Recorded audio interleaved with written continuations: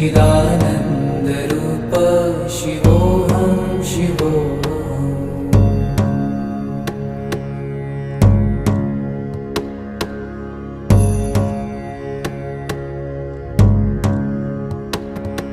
न मे द्वेषरागौ न मे लोभमोहौ,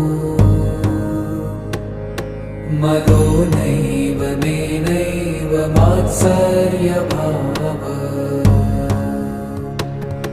न धर्मो न चार्थो न कामो न मोक्षः, चिदानन्दरूप शिवो